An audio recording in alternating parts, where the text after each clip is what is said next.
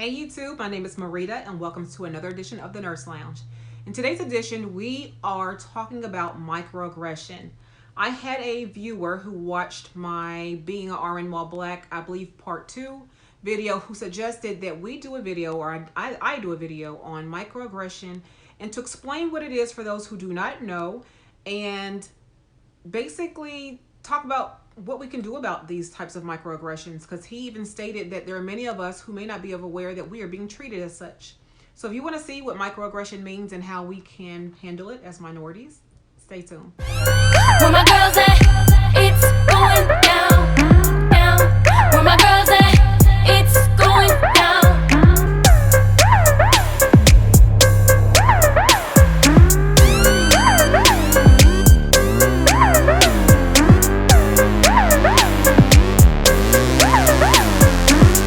All right, we are back. My name is Dr. Marita P. I'm a registered nurse. I've been a nurse for 16 years now. I'm an OB/GYN, well baby, nurse educator, nurse mentor kind of nurse. So welcome to my channel. This channel is primarily nursing, but I talk about beauty, makeup, lifestyle, just different things about my life, my DNP journey, which is almost complete now. But in today's video, we're going to talk specifically about microaggression and what we can do as minorities about microaggression. And some of us may not even know what that means. And when the video idea was presented to me, I had to go look it up. I said, what does that mean? When I read the definition, I'm like, oh, there's a name for that. I don't know where I've been. So right now what we're going to do is talk about microaggression, how it impacts minorities, specifically African Americans, and what we can do as African Americans to better prepare ourselves and to teach others about microaggression so we can eliminate those racial injustices that are done either intentionally or unintentionally to us. So first, let's start with the definition of what microaggression is. And I'm going to go online, but I'm using the New Oxford Dictionary. And it says microaggression is a statement, action, or incident regarded as an instance of indirect, subtle, or unintentional discrimination against members of a marginalized group, such as a racial or ethnic minority. So basically, microaggression is something that's done to you if you're a minority that is either intentional or unintentional. It's subtle. It's these sly remarks sometimes they make. And so that's what it is by definition. And that viewer made a great comment or a great statement saying that we oftentimes don't realize that's what's happening to us because we think that we are part of the majority group or we're really being accepted, when low-key they're actually throwing shade and they have their ways of doing that. So I have taken notes right here in my book, and I'm going to give you basically scenarios or examples of what you may see or hear someone say to you who may not be from your ethnic or racial group, that you may have thought was just something that they were like, was that low-key shade, or was they really trying to be that way? So I have just a few here. We're going to keep this video short. So the first one I have is when it comes to our names, okay? I'm saying here black names. So I have a book at the end that I want to show you all, that I highly recommend that you all read. It indirectly ties into this video. This is not sponsored, but it's something that I'm currently reading and I'm enjoying. And she even talks about this microaggression in her book. So I will talk about that book at the end. But an example of black names as an example. So let's just say, for instance, in the book, I'm going to use her name. Her name in the book is, the author's name is Mindy, okay? Now, Mindy, you would think by that name, no, it's not Mindy, it's Minda, sorry. Her name is Minda. So you would think by the name of Minda, what race do you think she is, just by the name of Minda? Well, truth be told, she shortened her name. Her real name is Yasminda. So if you now know that her name is Yasminda, what race do you think she is now? So she chose to shorten her name, for one, because people couldn't pronounce it. So we have issues within our own race where we have names that we were given to us by our parents, that we have to shorten because we want to be able to get the same opportunities as our counterparts. We have to either change or go by our middle name because people cannot pronounce our names. They want to, our counterparts sometimes want to give nicknames to us, or you know what, that name is too long, so I'm going to call you TT for short. You know, maybe your name is Tatiana or something like that. And you know, I'm going to call you TT for short. Can I just call you that? Well, your answer should be no. My name is Tatiana, and that's what I'm going to be called. So the same way we have to learn everybody else's names, we have to learn Middle Eastern names, how to pronounce them, how to enunciate them. Why is anything any different for us? So we should you should enforce people to learn your name. Learn how to pronounce your name. My name is Marita, and honestly, people think by my name alone that I am Hispanic because it's Maria, but Marida. So my name has a D in it, Marida. So they think I'm Hispanic or something along those lines.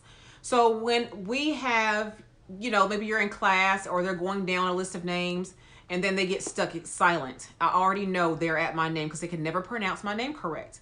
My name is Marita, Meridia. I'm like, where do you get these extra syllables from? Letters. I've been called Marita. There's no T in my name. It's Marida. So my name is Marita. And they cannot pronounce it. Well, can I call you Rita? Can I call you this? No, you can't. My name is Marita. We're going to learn how to say my name. So that's a microaggression. That's an example of basically someone wanting to change our names to accommodate or to better suit to them because it's easier for them. Don't let nobody change your name. Don't shorten your name. If your name has 16 letters in it, they're going to have to learn how to pronounce all 16 letters in your name. Be proud of the name that you were given and go with it at that. Again, think about this. Kind of tapping into that also microaggression. When you do use Minda, her real name is Yasminda. Do you think that do you think she was able to get jobs as readily as someone whose name was truly Minda if she had to use her given name? That's something she talks about in this book that I want to show you at the end of the video. So I want you to think about that. You know, do we change our names? For what reason do we have to assimilate to change our names to get better jobs, to have a seat at the table? Think about those things when you either name your children. Think about that when you are going through certain things. Think about that when you want to discuss aggression or microaggression in the workplace. Do not shorten your name for anyone. I believe that is an issue that you will continue to see, but that is a type of microaggression when we have to shorten our names. Another one is our hair. Black people's hair. You know, our hair naturally defies gravity anyway. And so people are very much, oh, your hair, you're this, you're that. But be mindful of this. A lot of people want to come and touch your hair. They want to just, you know, put their hands in it and say, oh, your hair is so pretty, and can I touch that? And we're like, no, don't touch my hair. Don't touch my hair. Our crown, we don't want people touching our crown. Okay? Our crown is our glory. We don't want people touching our crown. And whether my crown changes every other week or every other day, I don't want you touching my crown. Now, with that being said, a lot of times they don't really mean anything by it, I don't believe, because they are very naturally wanting to play. Have you ever seen them play in each other's hair at the nurse's station, or there's some downtime and they're maybe in the break room and they're, you know, doing each other's hair and putting plaits and braids and stuff in each other's hair? I think that's natural. So there's nothing really wrong with that, but you may not want people touching your hair. Now, here's another microaggression within the whole hair realm. Think about this. You all know this is not my hair. Okay, my hair changes about every video. So knowing that this is not my hair, if I walk into my workplace like this with straight hair, and I wore this hair, this wig for this video specifically. If I walked in my workplace with this hair straight as such, they would tell me how beautiful my hair is. Oh, it's so beautiful. Why is it beautiful? Because it looks just like theirs, okay?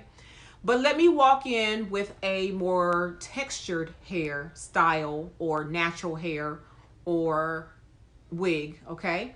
They may say something like, that's cute, but I like that other style you had better. It wasn't up for a debate. It wasn't up for a debate. Okay, I appreciate you, your compliment, but I'm going to wear who I want to wear today. If I want textured hair, if I want straight hair, that's what I'm going to wear. That's another example of a microaggression, them touching your hair, or those sly comments just like that when they say, oh, you cute today. I love that, because your hair is straight. or your hair has a pattern that's very similar to theirs. But when your hair come in at, you know, texture, like I said, is an issue. Or here's another example. Now, if your name is, let's just say Tatiana. For all you Tatianas out there, I apologize if that's your name. I'm just using it as the first name that came to mind. But see, when Tatiana comes in with weave and she has purple highlights in it, she's considered ghetto. But when Becky comes in with pink highlights, she is considered cool, chic, she's hip, and she's fun. That's a microaggression, okay? I'm not suggesting you come in with any kind of hair color if you're a nurse. If you're a nurse, you do what your hospital policy allows you to do. But I pretty much, when I go to work, I do go to work wearing more natural hair colors in terms of black or brown, or, you know, something that's more natural to us. But like I said, there's nothing wrong with doing what you want to do, but I can guarantee you your counterparts can get away with something, because when you do it, you're ghetto. When somebody else does it, they're hip and cool. Again, that's another microaggression. Here's another one that you may see that's actually in this book that I want to show you at the end. In this book, I don't remember what chapter it was, but there was a position open in the workforce, and they had someone who was a minority sit in as the interim director, because she had been doing the position for 2 years, or doing the work for 2 years anyway. So I was like, well, why don't we just move you up to interim director until we find someone for that position? Well, it never dawned on them that maybe she was qualified for the job because she's been doing the job for 2 years, but because she was black, she was never considered for the job until somebody came and said, hey, she's been doing this job for 2 years. Why are we not putting her in the position? So again, that's a microaggression, because it's indirect, or maybe it's direct, depending on how you look at it. I'm not sure. But she was good enough to be interim director. She had been doing the work, but she wasn't good enough to have the title permanently. That's a problem. That's a problem when she's been doing the work already. Again, another microaggression. Here's one for you nurses at the hospital. How many times, and I know you can relate to this, how many times have you walked into a patient's room and you say, my name is, I'm your, or do you say anything? And they think that you are environmental services. So when you walk into the room, they direct you to the trash. And you're like, no, ma'am, my name is Marita. I'll be your nurse today. Your registered nurse today, if you have to emphasize it or not. So think about that. Think about that. How many times, and I know my nurses out here can relate to that one. If you can't relate to none of the other ones, you can relate to that one. If you are a nurse, and I don't care if you're an LPN, RN, or whatever you are, I don't care if you're a CNA. How many times do you walk into the room and they come telling you there's the trash right there? They are assuming that you are you can't be the nurse, or you can't be the help, not the help, but the CNA. You can't be the LPN. You can't be whoever. Or, okay, maybe you walk in and they say, you know what, maybe if you've said something about something and they are upset and they say, I want to speak to the charge nurse. And you say, I am the charge nurse. And you happen to look like me. Why are they assuming that you may not be the charge nurse? And sometimes you may not be. The point is, though, I've had several situations myself where I've been the person in charge, and they have been the one who said, oh, once I said I was in charge, they're like, oh, you're the one who's in charge? Well, who's over you? There's nobody here over me today. I have to get the house supervisor. And the house supervisor that day, she was black. So I went and got her and called her. And it was a small issue. I don't even know why it really got out of hand in the first place. It wasn't about me. It was about somebody else.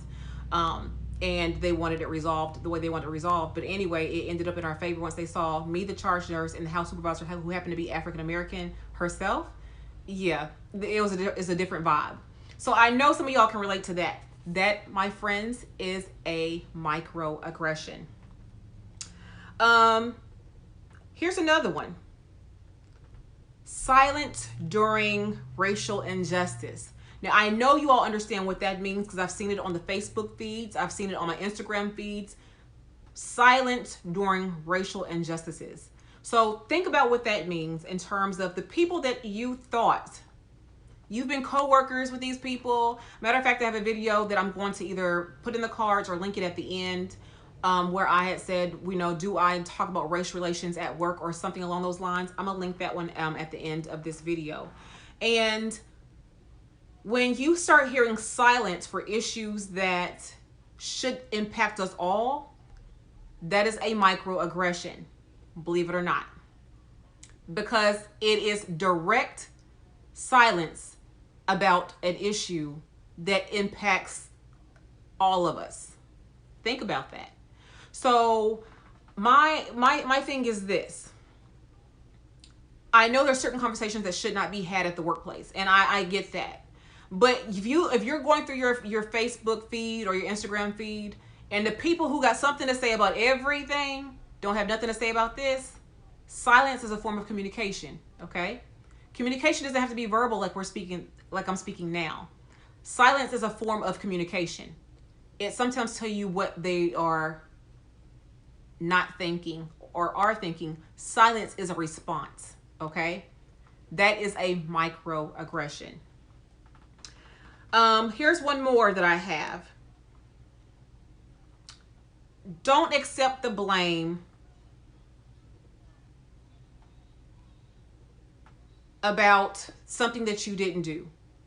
So you may have counterparts who will say something like, oh, I'm so sorry that I would never do things like that. I would never say anything negative about somebody black. I have a black friend, or my best friend is black. Save it. Save it. I have a lot of coworkers who are white that we're friends, but I don't go around having to say that I have friends who are white. I just have friends or coworkers or whatever who happen to be that color. Don't use that as an excuse as for why you can or cannot be a certain way, because that is not even necessary. So you will hear that a lot. Oh, I have friends who are this. Oh no, I would never do a thing like that, or I would never say anything like that. That is just not in my character. That's just not this, is not that. Okay, save that. Okay, save it. One more, then I will go into what we can do about it, okay? The next one is the angry black woman. Now, just because of the fact that she is going to be me, okay? Just because of the fact that I'm going to state exactly how I feel, because of the fact that I'm going to speak up when things need to be spoke on, because of the fact that I'm assertive and I'm strong and I'm direct, that is perceived as a negative connotation, as if I'm the angry black woman, when in fact, that may not be the case at all. It may be because, and I've discussed this in other videos too, just because I have a strong personality does not mean I'm the angry black woman. So we automatically get that tagline when that happens, when we have to speak up for ourselves, and that's not the case. And I do expect to lose subscribers to this video, and that's perfectly okay. I'm going to always speak my truth, and I told you that in another video. I will always speak my truth. But this was a great video or a great topic to discuss microaggressions, and I'm glad he brought it to my attention, because I'm like, I did not know there was a word for that. Something else I want to talk about is sometimes, one more, I think. Okay, I told you one more, but no, for one more. Another microaggression, this is my last one of my microaggression examples, is I had a situation probably last summer, last July, and sometimes microaggression is not when your counterparts do something to you, but it's when your own does it to you, because they have that syndrome, okay? So here's the scenario. I had a group of nursing students. I do teach nursing students, and this was LP and RN students. And I'm sorry about that glare, you all. That's from the sun, as you can see right through here, that is moving. I'm trying to get that glare out, but that's what that glare is. So just ignore it. I have natural light plus my ring light today, and so that's the glare you see. So I apologize for that. But anyway, I have an LP and RN group of students, and the division clerk on one of the units would say, I'll walk on the floor and I say, good morning, good morning, everyone. Okay, there we go. That's better. Sorry, you can have that line through my face. Anyway, I would say good morning, and this one division clerk, who happened to be African American, would look at us and turn the other direction. And all we said was good morning. And I never could figure out what issue she had with me directly or with my students. Because again, you know, I've had different students there, and she wouldn't say anything. Well, then as the shift would go on, my students who would come down and check, you know, would come down for lunch or whatever, they would come down and say, you know what, that division clerk does not like you, talking about me, for some reason. She said to us, well, that your instructor is so mean, and she doesn't this and she doesn't that. And I hadn't did anything. The only thing I had done was come down and say, good morning, and here is this student and this student, and they'll be down here for this shift, following you all for labor and delivery. That's all I would say. And they know when to come back for lunch, and they know when to come back for the end of their day. But she always had something negative to say about me. Well, then the second rotation come around, and there was a couple of students who come down yet again and said, now mind you, this is a different group of students, my second group of students. I have two different sections, shall I say. So one section, another section. So the second section, there was issues with, she kept on talking to my students about me. And I was like, you know what? Her issue with me is actually internal. She's projecting. She is projecting her issues with herself onto me because I haven't did anything to the woman. So basically, she told the students, well, you know what? That other instructor, who happens to be white, mind you, she's going back for her nurse practitioner. So my students step up and say, well, Miss Marita is going back for her doctoral degree. And so I said, what'd she say? What'd she say when y'all said that? What'd she say? They said it was cricket. She had nothing to say. They said, oh, is she? This was the lady said, oh, is she? Type of thing. And then she changed the subject. We do it to ourselves too. So it's not even about the microaggression. It doesn't have to be about our counterparts, because majority of the time it is from our counterparts. But sometimes it's from our very own people who cannot stand to see you do something good for yourself. I had never said anything negative to that woman at all. And because I never said anything negative to her, she had issues with me, and I'm like, okay, she got a problem, it ain't my problem. So I'm not even going to stress about that. So those are some examples of microaggressions. Now let's talk about a few solutions that we could implement as minorities to remedy the situation. All right, so we are now going to talk about a few solutions that we could do to remedy these types of situations and better prepare you for dealing with these microaggressions. So one tip that I have is maybe you could do something where you could provide or recommend a diversity training program. So a diversity training program would look something like someone who is of that said ethnicity or race. So somebody who is African American would come in and who has been trained in such, in terms of diversity training and inclusion training. And they would basically come in and train all employees of this facility or unit or whatever happens to be about inclusiveness and about diversity and the things that we need to know about to not be so offensive to people, whether it be on purpose or not. Maybe sometimes it's education or awareness that we need to do for our for our workforce, for them to better understand that, no, this is not acceptable. This kind of behavior or, and I'm not so much saying touching somebody's hair or whatever, but maybe sometimes they don't recognize that they are being offensive. Because sometimes you have let it slide, and because you've letting it slide for so long, just call me TT, just call me this, just call me that, because you've let it slide. You're the one who has accepted this, so they don't know this is offensive to people. So this diversity training program will be very instrumental and paramount in helping, without singling anybody out.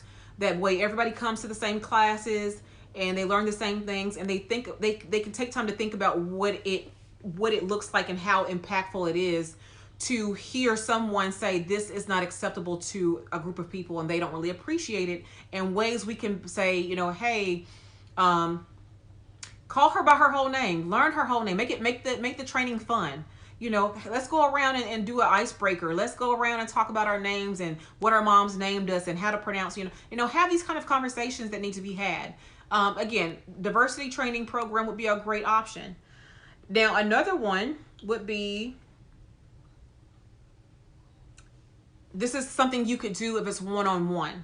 So let's say someone says something to you highly offensive, and you're like, you look at them Let me think of an example. Maybe they said something like, you know what? Maybe the comment that I made about the fact that they have black friends, so that they're not racist or whatever. And you know that don't mean nothing to you because of the fact that having black friends have nothing to do with it, with racism, to be honest with you. But anyway, let's say they said something offensive to you. What about using silence? Look them directly in the eye. So if somebody says something crazy to you and you looked at them directly in the eye, as such, and say nothing, that spoke volumes to them. They understood. They understood that loud and clear that that was not going to be acceptable behavior and that you will not tolerate that, okay? It will be awkward for them and it may be awkward for you. But then maybe at some point in time you can readdress it. Maybe if you're one who wants to speak on the issue, but you can't speak on it right away because maybe you feel like, oh, if I say something, I'm going to say the wrong things and I'm going to come off as that angry black woman. My suggestion for you is let it go for the moment. Take some time. Now, I wouldn't let it go more than about a day because you want a consequence to a behavior to happen immediately after behavior. But if you know you're going to say something offensive or something to be kind of hurtful, you may want to wait till you can cool down. So then you will come back and say, Sarah, just using a name, can I talk to you for a minute? Well, you know, yesterday you had mentioned something about black people, and I found that quite offensive. And, you know, I wanted to come talk to you directly about it and give you a chance to maybe better explain what you meant by that. And then she's going to say what she's going to say. But my point is, they can't say you came as an angry black woman when you came calm, cool, and collective, and you didn't even attack her the next day or the same day type of thing. You wanted to get your thoughts together. You wanted to think about, this is something that I really want to talk about. You want to think about, did it really bother me? And if it did bother you, when are you going to address it? There's nothing wrong with addressing things that offend you. So please, please do.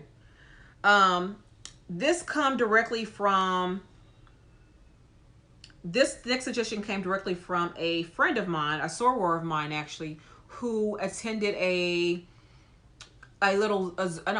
Zoom meeting regarding this topic. And she suggested that one of the people in the group said that she uses the tactic of saying, may I coach you on something? So basically you walk up to the person and say, may I coach you on something? And when you say that, you are saying that in a direct way, but it's letting them know that something was said that was not good. And they will know then and there that, you know, you want to do a corrective, you want this behavior to be corrected. And so because you want this behavior to be corrected, that you want to basically, you know, acknowledge that, hey, that didn't sit well with me. So if you're one of those who have to say something almost immediately, this will be a tactic for you. May I coach you on something? If you're one of those who think you need to calm down, then you come back and say, hey, you know, you have a minute so we can talk about something that really offended me on yesterday. So whatever your personality happens to be or what you think you need to do, maybe you can use one of those two tactics. One other thing I want to say is learn to respond versus react. And this goes to respond versus react. That's right. You need to learn how to respond to people versus react to people. When you react to people, you react in a way that's conducive of what's on your mind at the time. You done flew off at the mouth, you done cursed, you done said what you need to say because you done showed out. That is reacting. Responding is when you have a thoughtful response and you're like, okay, let me think of a way to say this that is not going to not only get me in trouble or fired, but it's not going to come across as unprofessional.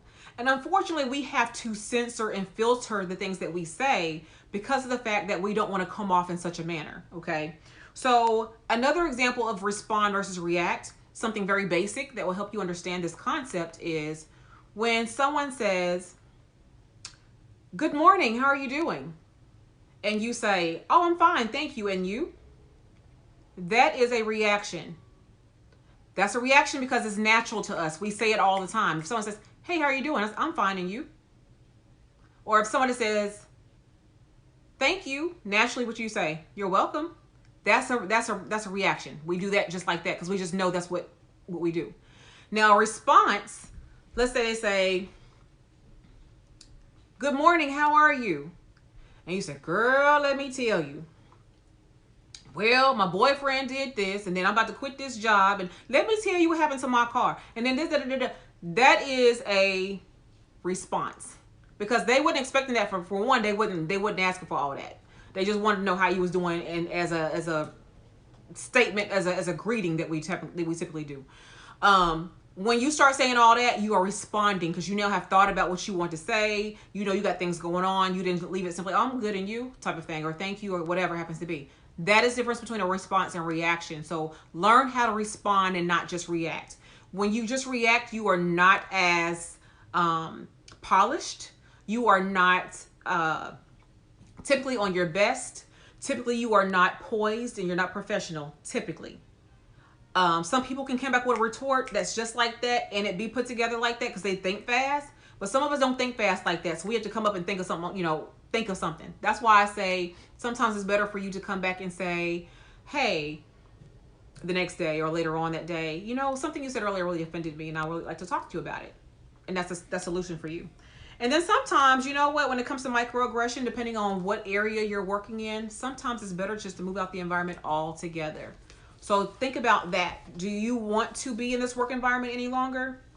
Is it something that you can possibly do any longer? Is it something that is so hostile that you cannot stand it? You're outnumbered. People are not receptive or respective. They're not receptive to you, or they are not respected. They don't respect you, or both. So again, I'm sorry about this sun, but they don't respect you, or both. So be mindful. You will have those types of issues, and sometimes it's better just to get out of the environment altogether. All right, so I thank that viewer for talking about microaggression. And again, I didn't even know it had a name. That's how out the loop I am. I didn't know it had a name. So now I know I have a name. I know what it is. I know examples, and I know how to correct those situations. All right, so the book that I was going to show you is right here. It's called The Memo, okay? It's called The Memo, and it's by Minda Harts. Her real name is Yasminda. But again, because of the fact that she had to, or felt the need to, and you will read about that in this book if you read it, but she felt the need to shorten her name so she could potentially have a seat at the table. And if you read this book, you will see what she thinks about her having to do that. But the name of this book is called The Memo. It says, what women of color need to know to secure a seat at the table. And I have been reading this book. It's a good book to read. They do have it on Audible or audio book if you want to listen to it. It is a 10-chapter book, about 200 pages, I want to say, of actual content that talks about her journey and what she has done, and a different way to think about how to get that seat at the table. And also, if you are trying to advance in corporate or any other aspect of your life where you are the minority, true in terms of number and true in terms of just actual ethnic minority, then this book is for you. I have been using some principles from this book to govern me here lately, and I find that they have been quite beneficial to me. So again, The Memo by Minda Harts. I got this book on Amazon for about $17. It is a hardback, but again, you can get it on audiobook as well. So hopefully you have enjoyed this video. Thank you for that viewer to suggest this to me to bring to you all. I really, really appreciate him for doing so. Also, if you are new to my channel and you are not offended by this video, definitely subscribe down below. I would love to have you a part of the Nurse Lounge gang or crew here. We talk about everything in nursing specifically, but also other aspects of nursing or things that we as nurses deal with, especially if you happen to be a minority in nursing. And I talk about beauty, fashion, and I actually have something new I'm going to start doing on my channel here soon. But with that being said, you can follow me on my social media of IG. The handle will be either up here on either side. You will find it down below in the description box, and you will also find it in the banner at the top. I would love to have you follow me over there as well. Please like, please comment, please share, please subscribe. Hit that notification bell so you'll know the next time that I upload. And until then, take care. Bye-bye.